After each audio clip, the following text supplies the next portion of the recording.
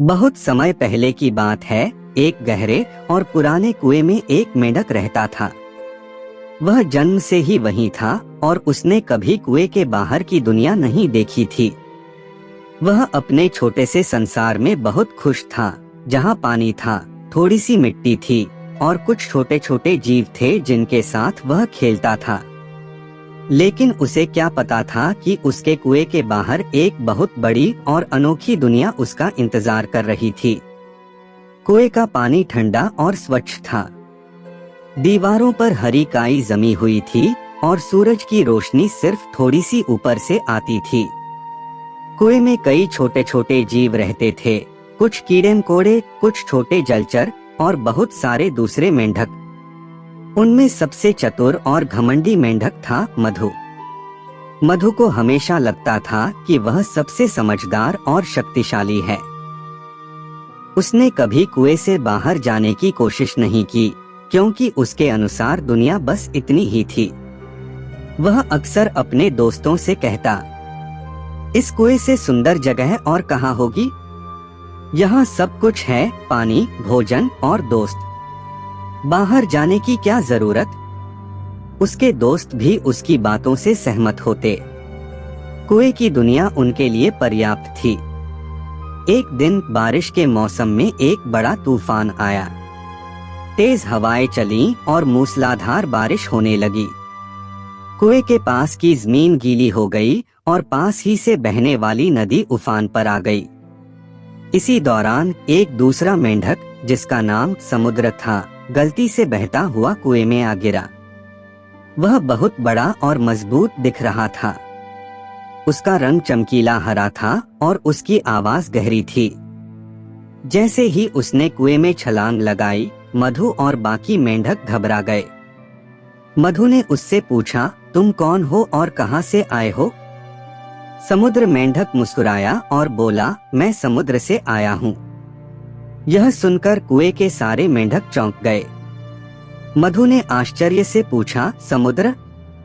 वह क्या होता है? समुद्र मेंढक ने समझाया, समुद्र बहुत विशाल होता है। उसमें अनगिनत जीव रहते हैं, लहरें उठती हैं और उसका पानी कभी खत्म नहीं होता।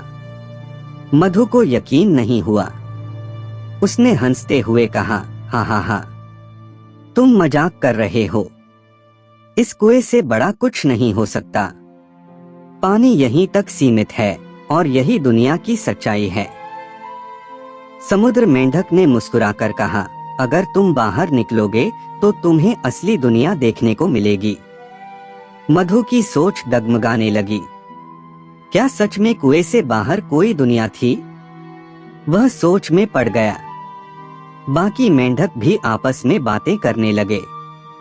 कुछ ने कहा, शायद समुद्र मेंढक सही कह रहा है, लेकिन बाकी ने कहा, नहीं, यह तो असंभव है। मधु के मन में सवाल उठने लगे।